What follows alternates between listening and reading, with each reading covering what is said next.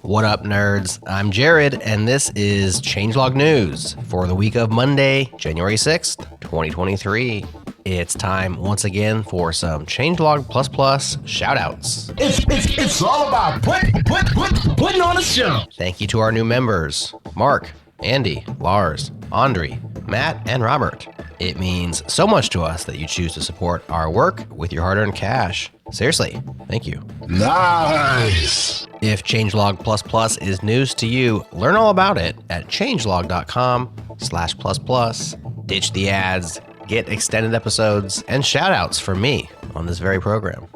Once again, that's changelog.com/++. Check it. Changelog++. Okay, let's get into the news.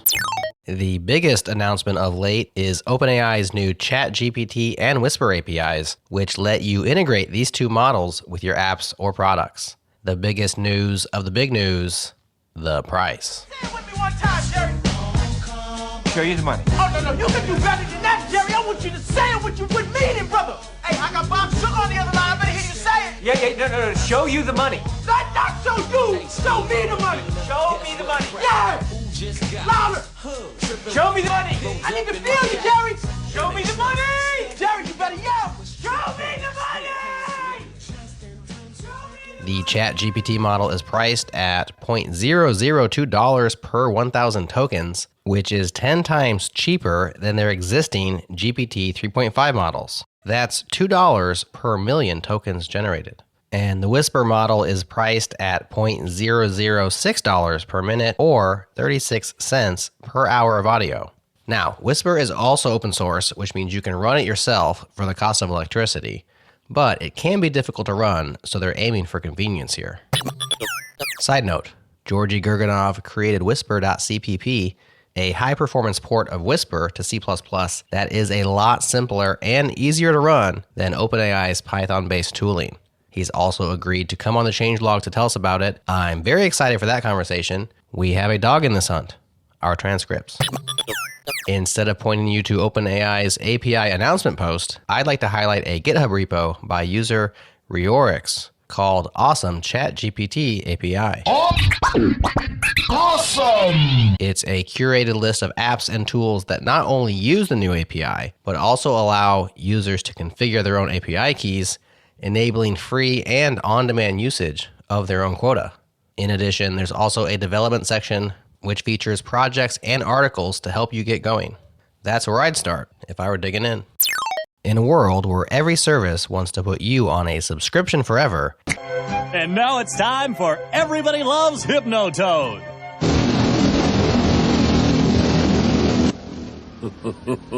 Even in a depression, the entertainment industry thrives. Is now the time to start self-hosting your apps instead? Ernie Smith looks at the landscape in Tedium, a web publication about the dull side of the internet. Ernie tries out alternatives in the realms of web analytics, email newsletters, no-code automation, and calendar booking. He then offers up 3 options that fit a Goldilocks model: too hot, too cold, or just right. Can open source, self-hosted alternatives dethrone Google Analytics, MailChimp, Zapier, and Calendly? The short answer is yes and no. For the long answer, read Ernie's analysis.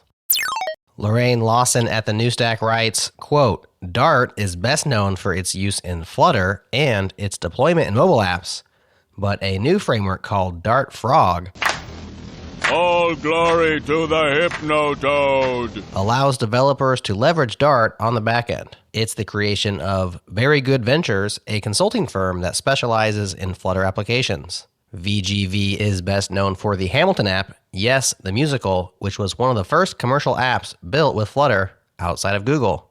End quote. Dart Frog is still a young project, but it is stable and working towards a 1.0 release. We've been asked a few times to discuss Dart on the changelog, but to be honest, I didn't think the language was going to make it outside of Google's walls.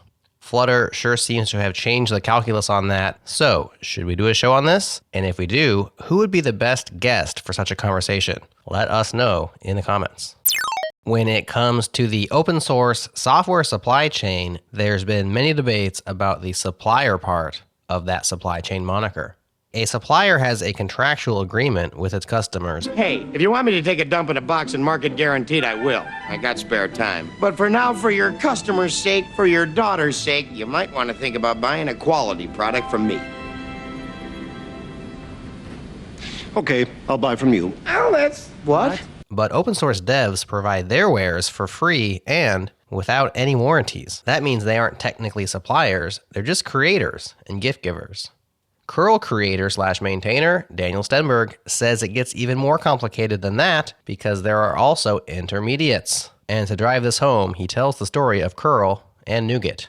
The TLDR is that Microsoft hosts the NuGet package registry, and somebody who is neither Daniel nor Microsoft registered a curl package there that was last updated in 2013. The consequence of this? NuGet has been serving up a version of curl with 68 documented vulnerabilities. I'm so embarrassed. I wish everybody else was dead. This sent Daniel on a wild goose chase to fix things up. Definitely read his post for the full story. Speaking of Daniel, his home office hardware and software setup were recently featured on Hacker Stations, a collection of workspace setups by tech professionals from all over the world. Whether you are looking for inspiration for your own setup or just want to see how others design their workspaces for focus and productivity, this website and newsletter is a lot of fun to follow. That is the news for now.